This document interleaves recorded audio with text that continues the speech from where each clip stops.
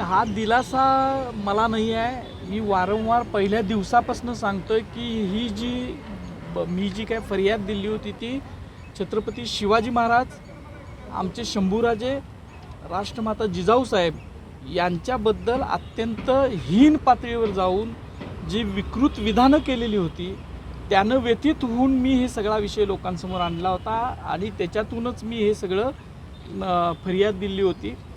आणि त्याला इतकी दिवस झाले. खरं तर महाराष्ट्र हा शिवाजी महाराजांचा महाराष्ट्र आहे आणि इतके दिवस झाले हा माणूस अटक होत नव्हता.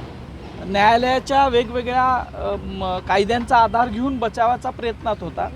आता न्यायालयानं सुद्धा, न्यायदेवतेनं सुद्धा त्यांच्याबद्दल जी भूमिका घेतलेली आहे त्यामुळं असं विकृतीकरण करणारा, महाराष्ट्रामध्ये तेढ निर्माण करणारी जी काही हे व्यक्ती आहे याला तातडीनं पोलिसांनी कुठल्या बिळात बसला असेल तिथून बाहेर काढून अटक करावी आणि कायद्यानुसार जे काय कारवाई करायची ती केली पाहिजे.